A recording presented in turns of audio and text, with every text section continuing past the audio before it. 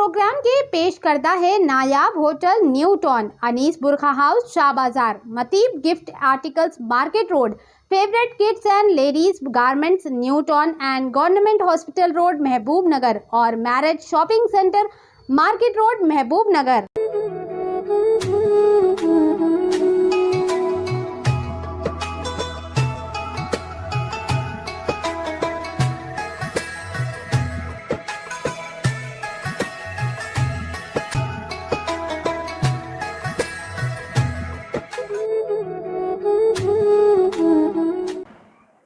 السلام علیکم ورحمۃ اللہ وبرکاتہ۔ الحمدللہ رب العالمین والعاقبۃ للمتقین والصلاة والسلام علی سید الانبیاء والمرسلین وعلی آلہ الطیبین الطاہرین واصحابہ الاکرمین اجمعین، اما بعد۔ ان اللہ وملائکتہ یصلون علی النبی یا ایھا الذین آمنوا صلوا علیہ وسلموا تسلیما۔ اللہم صل علی سیدنا محمد وعلی آلہ وصحبہ افضل صلواتک وعدد معلوماتک وبارک وسلم۔ معزز INI یعنی ادراک نیوز آف انڈیا کے سبھی ہمارے اہل ثروت اور اہل علم اور اہل صدق و صفا تمام سامعین، ناظرین، حاضرین، ہم آپ کے بے حد ممنون ہیں کہ آپ حضرات کی بار بار اصرار پر ہمارے INI کی پوری ٹیم، جناب محمد مکین انصاری صاحب مینیجنگ ڈائریکٹر INI کی وساطت سے ہماری ٹیم جو کام کر رہی ہے شبانہ روز رمضان شریف 2024، جس میں ہمارے ساتھی حضرت علامہ مولانا مفسر قرآن الحاج سید صادق صاحب قبلہ انواری اشرفی مدظ اللہ نورانی، مولوی کامل الحدیث جامع نظامیہ، الحمدللہ یہ لیکچرار نور النبی صلی اللہ علیہ وسلم عربک کالج بیجاپور کرناٹک سے تعلق رکھتے ہیں، ہمارے ساتھی ہیں۔ ہم جس سرعت کے ساتھ، اسپیڈ کے ساتھ آپ حضرات کو 15 سے 20 منٹ کے درمیان میں تفسیر قرآن پاک کا ایک پارہ مکمل طور پہ ترجمہ، تشریح، وضاحت کے ساتھ پیش کرنے کی سعادت حاصل کر رہے ہیں۔ آج 14واں پارہ ربما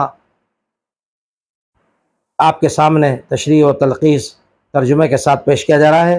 اس پارے کا نام ربما ہے۔ اس پارے میں 22 رکوع اور 226 آیتیں ہیں۔ اس پارے کا آغاز اعوذ باللہ من الشیطان الرجیم، بسم اللہ الرحمن الرحیم، ربما یود الذین کفروا لو کانوا مسلمین سے ابتدا ہوتی ہے اور اس کا اختتام ان اللہ مع الذین اتقوا والذین هم محسنون پر اختتام ہوتا ہے ان آیت سے، اور اس پارے کا آغاز سورہ حجر کی 2 آیت سے ہوتا ہے، اور اس پارے میں سورہ حجر کا اختتام اور سورہ نحل مکمل ہے، اور پارے کا اختتام سورہ نحل کی 128ویں آیت کو ہوتا ہے۔ پارے کی پہلی اور آخری آیت کو اوپر آپ کو بیان کیا جا چکا ہے۔ سورۃ الحجر، اس پارے کا آغاز سورہ حجر سے ہے۔ سورہ حجر مکی ہے، مکہ مکرمہ میں نازل ہوئی ہے۔ تفسیر خازن سورۃ الحجر۔ سورہ حجر ترتیب اور تلاوت کے اعتبار سے قرآن مجید کی 15ویں سورت اور ترتیب نزولی کے اعتبار سے 54ویں سورت ہے، اور تیسری منزل ہے۔ اس سورت میں 6 رکوعات اور 99 آیتیں، 658 کلمات اور 2797 حروف ہے۔ اس سورت کی ابتدا 13ویں کی آخری آیت سے اور انتہا 14ویں پارے میں ہے۔ حجر نام رکھنے کی وجہ، حجر مدینہ منورہ اور شام کے درمیان میں ایک وادی کا نام ہے، اور اس سورت کی آیت نمبر 80 تا 84 میں اس وادی میں رہنے والی قوم ثمود کا واقعہ تفصیلی بیان کیا گیا ہے۔ اس مناسبت سے اس کا نام سورہ حجر رکھا گیا ہے۔ حجر کے بارے میں احادیث نبی صلی اللہ علیہ وسلم میں آتا ہے۔ حضرت سیدنا عبداللہ ابن عمر رضی اللہ تعالی عنہما فرماتے ہیں، حضور نبی کریم صلی اللہ تعالی علیہ وسلم نے حجر والوں کے بارے میں ارشاد فرمایا، تم اس عذاب یافتہ قوم کے پاس سے روتے ہوئے گزرو، اور اگر تم رو نہیں سکتے تو ان کے پاس سے نہ گزرو، تاکہ کہیں ایسا نہ ہو کہ تم پر بھی وہی عذاب آ جائے جو ان پر نازل ہوا تھا۔ بخاری شریف کتاب التفسیر سورہ حجر، وَلَقَدْ كَذَّبَ اصحاب الحجر المرسلین۔ دوسرے حضرت عبداللہ ابن عمر رضی اللہ تعالیٰ عنہما فرماتے ہیں، جب رسول کریم صلی اللہ تعالیٰ علیہ وسلم نے حجر کے مقام سے گزر ہوا تو ارشاد فرمایا، کفر کر کے اپنی جانوں پر ظلم کرنے والوں کے گھروں میں روتے ہوئے داخل ہونا تاکہ تم پر بھی وہی عذاب نہ آ جائے جو ان پر نازل ہوا تھا۔ پھر حضور اقدس صلی اللہ تعالی وسلم نے اپنی چادر مبارک سر اور چہرے کو ڈھانپ لیا، اور اس وقت آپ صلی اللہ تعالی وسلم نے اپنی سواری پر تھے۔ بخاری شریف کتاب احادیث الانبیاء باب قول اللہ تعالی والی ثمودن اخاہم صالحہ، اس پارے کے 19 رکوع میں جو مضامین بیان کیے گئے ہیں، پہلے رکوع میں فرمایا کہ عظیم الشان کتاب اور آیات واضح احکام پر مشتمل ہے۔ فرمایا کہ منکرین کل آزودہ ہوں گے کہ بہتر تھا کہ ہم مسلمان ہوتے، چنانچہ جب مسلمانوں کو فتح ملی اور ان کو شکست تو یہ دنیا ہی میں پچھتائے اور آخرت میں بھی ان کے لیے حسرت اور پچھتاوا ہے۔ یہ ان کی عقل کا فطور ہے کہ جب رسول اللہ صلی اللہ تعالی علیہ وسلم نے کلام اللہ پڑھ کر سنایا اور ڈرایا تو بولے اگر تو اللہ کا رسول ہے تو تیرے ساتھ فرشتے ہونے چاہیے، وہ کہاں ہیں؟ نعوذ باللہ من ذلک۔ فرمایا ہم فرشتے نہیں اتارتے، قرآن بجائے خود ایک زبردست نشانی ہے جو ہم نے اتاری اور ہم ہی اس کے نگہبان ہیں۔ فرمایا پچھلی قوموں کے پاس بھی رسول آیا اور ان کی ہنسی اڑائی گئی، یہ لوگ دنیا ہی کی لذت میں پھنسے ہوئے ہیں اور کفر پر اڑے ہوئے ہیں۔ آپ صلی اللہ تعالی علیہ وسلم ان کی بیہودہ گوئیوں سے کبیدہ خاطر نہ ہو اور اپنے اللہ سے لو لگائے رہیں۔ دوسرے رکوع میں فرمایا کہ ہم نے آسمان میں برج بنا کر شیطان مردود سے محفوظ کیا اور دیکھنے میں خوشنما بنایا۔ زمین کی پائیداری کے لیے پہاڑ کھڑے کیے اور زمین سے زندگی کی تمام اشیاء ضرورت تمہیں بہم پہنچائی اور یہ سب حکم الہی سے ہوتا ہے۔ پھر ہوائیں چلائیں اور آسمان سے پانی برسایا۔ فرمایا کہ ہم بھی زندگی اور موت دینے والے ہیں اور ہم ہی ایک دن سب انسانوں کو جمع کریں گے اور ہر ایک کو اعمال کی سزا عدل و انصاف کے ساتھ دیں گے۔ تیسرے رکوع میں انسان کی پیدائش اور ابلیس کی سرکشی کا تذکرہ فرمایا کہ اللہ کے بندوں پر شیطان مردود کا کوئی زور نہ چل سکے گا، لیکن بہکے ہواؤں میں سے جو شیطان کی راہ پر چلے داخل دوزخ ہوں گے۔ چوتھا رکوع میں فرمایا پرہیزگار بغیر کسی خوف کے سرسبز میوے دار باغات میں رہیں گے۔ فرمایا لوگوں سے کہہ دیں کہ اللہ ہی بخشنے والا مہربان ہے اور اس کا عذاب بھی دردناک عذاب ہے۔ پھر حضرت سیدنا ابراہیم علیہ السلام کے گھر آئے مہمانوں کا قصہ بیان فرمایا جو اصل میں فرشتے تھے اور حضرت سیدنا ابراہیم علیہ السلام کو بڑھاپے میں بیٹے کی خوشخبری دینے آئے تھے۔ فرشتوں نے انہیں بتایا اب ان کی اگلی منزل قوم لوط ہے جو اپنی بدکرداری اور سرکشی کے باعث عذاب سے بے نام ہو جائیں گے۔ سوائے حضرت لوط علیہ السلام اور ان کے پیروکاروں کے کوئی عذاب سے بچ نہ سکے گا، یہاں تک کہ ان کی بیوی بھی ہلاک ہونے والوں میں سے ہے۔ اللہ کے قانون کے مطابق محض رشتہ دار قرابت داری کی بنیاد پر کسی کے ساتھ رعایت نہیں برتی جاتی۔ پانچویں رکوع میں فرمایا فرشتے انسانی شکل میں حضرت لوط علیہ السلام کے گھر پہنچے تو وہ انہیں پہچان نہ سکے۔ پوچھنے پر بتایا کہ ہم تمہاری نافرمان قوم کو نیست و نابود کرنے آئے ہیں، بس آپ گھر والوں کو لے کر رات ہی میں شہر سے چلے جاؤ اور کوئی مڑ کر نہ دیکھے، صبح قوم تباہ ہو جائے گی۔ قوم لوط اسی اثنا میں ان خوبصورت نوجوانوں فرشتوں پر بدکاری کی غرض سے ٹوٹ پڑی۔ حضرت لوط علیہ السلام نے منع فرمایا کہ یہ مہمان ہیں، لیکن وہ حضرت لوط علیہ السلام کی کسی بھی بات کے ماننے کو تیار نہ تھے۔ فرشتوں نے کہا کہ یہ آپ کی کوئی بات نہیں مان رہے ہیں، ہم ان کی خرمستیوں کا علاج کریں گے۔ چنانچہ فوراً ہی بادلوں کی کڑک اور بجلیوں کی چمک کا شدید طوفان آیا اور کنکروں اور پتھروں کی بارش برسی جس نے اشراق تک تمام بدکار تباہ کر ڈالے۔ فرمایا قوم لوط کے قصے میں پہچان والوں کے لیے بہت سی نشانیاں ہیں۔ اسی طرح حضرت شعیب علیہ السلام کی قوم کا انجام تفصیل سے بیان فرمایا۔ ان دو قوموں کی بستیوں کے کھنڈر حجاز اور شام کے راستے میں سبق آموز ہیں۔ چھٹے رکوع میں ہے قوم ثمود کا حال بیان کیا جو پہاڑوں کو تراش کر گھر بنا کر رہتے تھے۔ انہوں نے بھی رسولوں کو جھٹلایا اور انہیں زلزلہ اور ہیبت ناک چنگاڑ سے تباہ کر دیا۔ فرمایا کہ کائنات نہ ہی کھیل ہے اور نہ ہی بے مقصد تخلیق ہوئی اور نہ ہی قیامت کا وقوع غیر یقینی ہے۔ اگر تم اس کی ہولناکی سے بچنا چاہتے ہو تو اپنے اندر عفو درگزر کی خوبی پیدا کرو۔ یقین جانو ہر شے کا خالق اللہ جل مجدہ ہے جس نے تمہیں سورہ فاتحہ اور بڑے درجے کا قرآن عطا فرمایا۔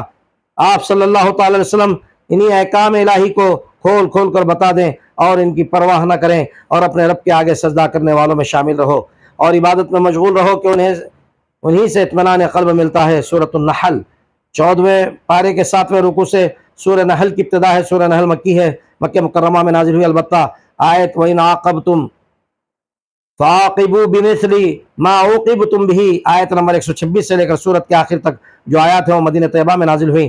نیز اس بارے میں اور اقوال بھی ہیں۔ تفسیر خازن سورۃ النحل، سورہ نحل ترتیب تلاوت کے اعتبار سے قرآن مجید کی 16ویں سورت اور ترتیب نزولی کے اعتبار سے 70ویں سورت ہے، اور تیسری منزل ہے اس سورت میں 16 رکوعات اور 128 آیتیں، 2840 کلمات اور 7707 حروف ہیں۔ اس سورت کی ابتدا اور انتہا 14ویں پارے میں ہے۔ نحل نام رکھنے کی وجہ، عربی میں شہد کی مکھی کو نحل کہتے ہیں۔ اس سورت کی آیت نمبر 68 میں اللہ تعالیٰ نے شہد کی مکھی کا ذکر فرمایا، اس مناسبت سے سورت کا نام سورۃ النحل رکھا گیا۔ سورہ نحل سے متعلق روایات، حضرت عبداللہ ابن مسعود رضی اللہ تعالیٰ عنہ فرماتے ہیں کہ قرآن پاک کی سورہ نحل میں ایک آیت ہے جو کہ تمام خیر و شر کے بیان کو جامع، اور وہ یہ آیت ہی ہے، ان اللہ یأمر بالعدل والاحسان وایتاء ذی القربى وینہی عن الفحشاء والمنکر والبغی یعظکم لعلکم تذکرون۔ سورہ نحل آیت نمبر 90، ترجمہ، بے شک اللہ تعالیٰ عدل اور احسان رشتہ داروں کو دینے کا حکم فرماتا ہے اور بے حیائی اور ہر بری بات سے اور ظلم سے منع فرماتا ہے، تمہیں نصیحت فرماتا ہے کہ تم نصیحت حاصل کرو۔ معجم الکبیر، عبداللہ بن مسعود الحضری۔ دوسرا مروی ہے کہ جب حضرت حرم بن حیان رضی اللہ تعالیٰ عنہ کی وفات کا وقت قریب آیا تو ان سے لوگوں نے عرض کی، آپ کوئی وصیت فرما دیجئے۔ آپ رضی اللہ تعالیٰ عنہ نے فرمایا، میں تمہیں سورہ نحل کی اس آیت ادعو الی سبیل ربک بالحکمت، آیت نمبر 125 سے لے کر سورت کے آخر تک بیان کی گئی باتوں کی وصیت کرتا ہوں۔ دارمی کتاب الوصایا باب فضل الوصیہ، 14ویں پارے کے 7ویں رکوع میں فرمایا کہ اللہ تعالیٰ نے آسمان اور زمین بنائے، وہ ذات بابرکت بلند و برتر ہے اور اس کا کوئی شریک نہیں۔ انسان کو ایک بوند سے پیدا کیا، پھر وہ اپنی طاقت و قوت سے اتنا مغرور ہو گیا کہ اپنے خالق کو ہی بھول گیا۔ پھر اللہ نے انسانوں پر انعامات کا تذکرہ کیا، فرمایا یہاں پر سیدھی راہ بھی ہے جس پر چل کر انعام ملتا ہے، اور اس سے کچھ ٹیڑھی راہیں بھی ہیں جو تباہی و بربادی کی طرف لے جاتی ہیں۔ 8ویں رکوع میں فرمایا رزاق، رزق اللہ ہی کی طرف سے ہے جو آسمان سے بارش برسا کر زمین میں تمہارے لیے پھل سبزیاں اور غلہ پیدا فرماتا ہے، پھر سمندر دریا تمہیں مچھلیاں دیتے ہیں، اور یہ کہ ان جہاز اور کشتیاں چلا کر تم تجارت کر سکو، غرض تمہیں اتنی نعمتیں دی جن کا شمار نہیں کر سکتے، پھر تم جن کو اللہ کے سوا پکارتے ہو کچھ پیدا نہیں کر سکتے، یہ خود کیسے پیدا ہوئے، یہ تو مردہ بے جان ہیں اور انہیں اس کا بھی شعور تک نہیں کہ یہ کب اٹھائے جائیں گے، تو یہ کسی کو کیا دے سکتے ہیں۔ 9ویں رکوع میں فرمایا کہ تمہارا معبود اکیلا معبود حقیقی اللہ جل مجدہ ہے، اور جن کو آخرت کا شعور نہیں وہ مغرور ہیں، اور اللہ تکبر کرنے والے مغروروں کو پسند نہیں فرماتا۔ بعض لوگ قرآن کے بارے میں کہتے ہیں کہ یہ پہلے لوگوں کی کہانیاں ہیں، اللہ کے نزدیک بدترین جرم ہے جس کی سزا ان کو قیامت کے دن بھگتنے کے لیے عذاب کی صورت میں تیار رہنا پڑے گا۔ خود گمراہ ہیں اور دوسروں کو گمراہ کرتے پھریں گے۔ 10ویں رکوع میں فرمایا پہلے بھی کچھ لوگ بے خوف بیٹھے تھے اور رسولوں کی کتابوں کی ہنسی اڑاتے تھے، اللہ نے ان پر ان کی چھتیں گرا کر چشم زدن میں انہیں تباہ کر ڈالا، پھر وہ آخرت میں بھی رسوا ہوں گے۔ فرمایا کافر عذاب دیکھ کر برے کاموں سے مکر جائیں گے، لیکن اللہ جل مجدہ فرمائے گا میں تمہاری بدکاریوں سے واقف ہوں، اب تمہارا بدی ٹھکانہ جہنم ہے، اور نیک لوگوں کے لیے بھلائی اور آخرت میں بڑا اجر ہے۔ فرمایا متقی ہمیشہ باغوں میں رہیں گے جن کے نیچے نہریں بہتی ہیں۔ فرمایا ان کی جان قبض کرتے فرشتے ان کو جنت کی خوشخبری سنا دیتے ہیں۔ کافروں کو سبق حاصل کرنا چاہیے ورنہ وہ سر پکڑ کر روئیں گے۔ فرمایا اللہ کسی پر ظلم نہیں فرماتا، انہوں نے رسولوں کی نصیحتوں کا مذاق اڑایا اور آخر اس عذاب میں گر گئے جس کی ہنسی اڑاتے تھے۔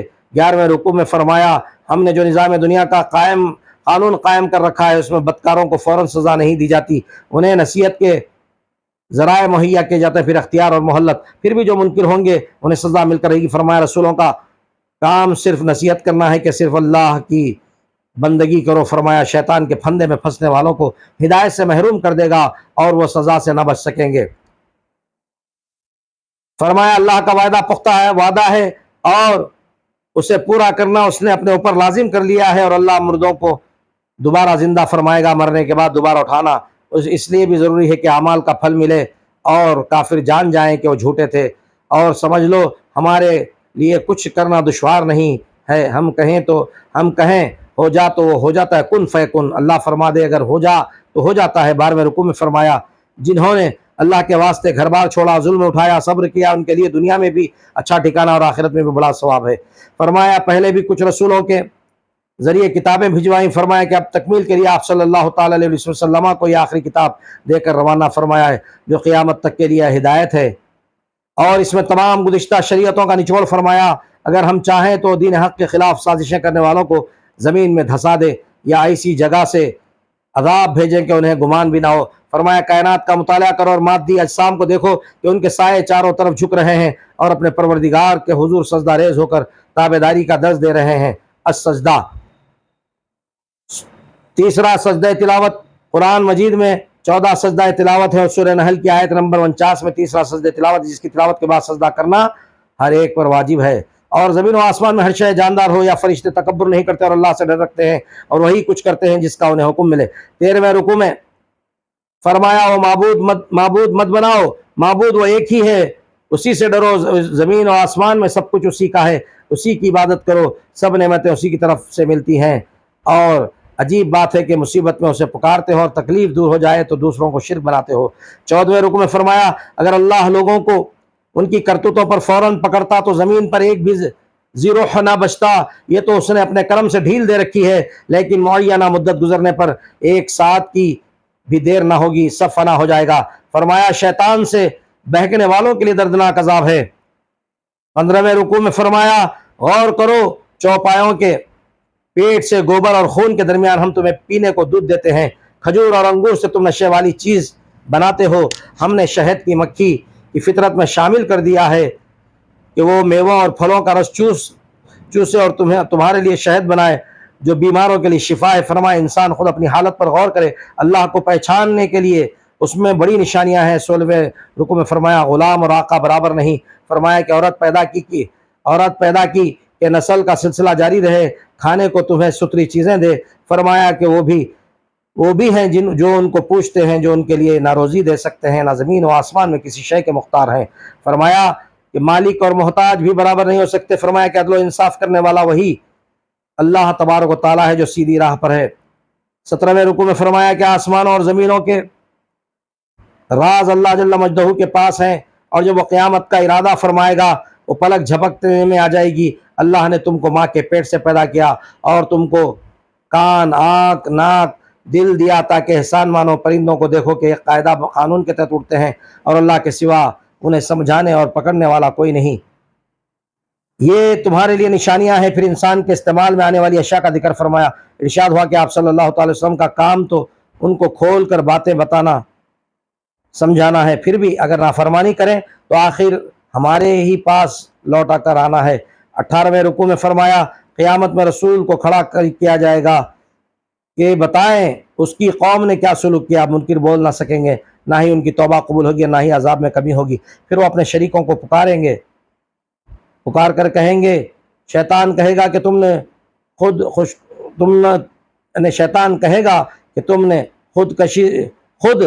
خوشی سے میرا کہنا مانا، میں نے زبردستی تو نہیں کی تھی۔ فرمایا کہ ہم نے رسول پاک صلی اللہ تعالی وسلم کی طرف ایک عظیم الشان کتاب اتاری جس میں قیامت تک کے لیے ہدایت ہے اور تابعداری کرنے والوں کے لیے رحمت ہے۔ 19ویں رکوع میں فرمایا اللہ انسانوں کو حکم دیتا ہے کہ اہل قرابت کے ساتھ عدل و انصاف، رحم و مروت اور نیکی سے پیش آؤ، اور بے حیائی، ناشائستہ کام، ظلم و زیادتی اور سرکشی سے منع کرتا ہے، سرکشی سے منع فرماتا ہے۔ فرمایا عہد و پیمان کو ہمیشہ پورا کرو، بات دے کر نہ پھرو، دھوکہ دینے کے لیے قسمیں نہ کھاؤ اور نہ انہیں معمولی دنیاوی مفاد کے لیے استعمال کرتے پھرو۔ یاد رکھو جو تمہارے پاس ہے ختم ہو جائے گا اور جو اللہ کے پاس سے سدا باقی رہے گا، دنیا میں صبر کرنے والوں کو اجر ملے گا۔ فرمایا جب قرآن مجید پڑھنے لگو تو شیطان مردود سے اللہ کی پناہ مانگو۔ یاد رکھو کہ پناہ اور مدد مانگنے والوں پر شیطان کا زور نہیں چلتا، اور اس کا زور تو ان پر ہی ہے جو اس کو رفیق سمجھتے ہیں اور رفیق مانتے ہیں۔ 20ویں رکوع میں فرمایا کہ آپ صلی اللہ تعالی وسلم فرما دیں کہ میرے پاک رب نے قرآن پاک اتارا تاکہ ایمان والوں کو ثابت قدمی کے ساتھ اور مسلمانوں کو ہدایت اور خوشخبری پر عمل پیرائی کر سکے۔ فرمایا وہ کہتے ہیں کہ اسے ایک اجمی شخص سکھاتا ہے، ایسی حماقت وہی کر سکتے ہیں جو اللہ کی نشانیاں دیکھ کر اللہ کو نہیں پہچانتے۔ قیامت کو ان منکروں کے لیے بڑا عذاب ہے۔ ان بدبختوں نے دنیا کی زندگی کو آخرت سے عزیز رکھا تو اللہ تبارک و تعالیٰ نے ان کے دلوں اور آنکھوں اور کانوں پر مہریں لگا دی ہیں، اور آخرت میں لوگ خراب ہوں گے۔ اور جو ایمان لائے، ہجرت کی، جہاد کیا، صبر و استقلال کے ساتھ دین پر جمے رہے، اللہ تعالیٰ ان کی پہلی لغزشیں معاف کر دے گا، اور غفور الرحیم ہے۔ 21ویں رکوع میں فرمایا یاد رکھو کہ ایک ایسا دن آئے گا جب ہر کسی کو انصاف ملے گا، کوئی ظلم نہ ہوگا۔ جن کے پاس رسولوں کو بھجوایا اور انہوں نے انہیں جھٹلایا تو ان پر عذاب نازل کیا گیا۔ فرمایا اللہ تعالیٰ نے تمہارے لیے حلال اور پاک نعمتیں عطا کی ہیں، اللہ جل مجدہ کے اس احسان کا شکر ادا کرو۔ اللہ نے حرام کیا ہے تم پر مردار، خون، سور کا گوشت، اور جس پر بوقت ذبح غیر اللہ کا نام لیا گیا ہو۔ تم اپنی طرف سے کچھ حلال یا حرام نہ کرو، یہ اللہ پر بہتان ہوگا جس کے لیے دردناک عذاب ہے۔ فرمایا کہ جو جہالت کے باعث کوئی برا کام کر بیٹھے پھر نادم ہو کر توبہ اور اصلاح نفس کرے تو بلا شبہ تمہارا پروردگار بخشنے والا نہایت ہی مہربان ہے۔ 22ویں رکوع میں فرمایا کہ حضرت ابراہیم علیہ السلام نے فرما برداروں میں بہترین نمونہ تھے، وہ اپنے لیے اللہ کے ساتھ کسی کو شریک نہ ٹھہراتے تھے اور شکر گزار تھے۔ ہم نے دنیا میں بھی انہیں منتخب بندہ بنایا اور آخرت میں بھی نیک بندوں میں شامل ہوں گے۔ فرمایا کہ اب آپ صلی اللہ تعالی وسلم انہی باتوں کو جاری رکھنے کے لیے دنیا میں تشریف لائے ہیں۔ فرمایا کہ اگر کسی سے اذیت کا بدلہ لو تو اسی قدر لو کہ تمہیں جتنی پہنچائی گئی ہے، لیکن اگر صبر کرو تو یہ اللہ کو پسند۔ فرمایا یاد رکھو اللہ کی نصرت صرف انہی لوگوں کے ساتھ رہتی ہے جو برائیوں سے بچتے اور نیک روش اختیار کرتے ہیں۔ اللہ سے دعا ہے الہی ہم سب کو ایک اور نیک بنا نماز 5 نماز جماعت ادا کرنے کی توفیق رفیع عطا صلی اللہ تعالی وسلم۔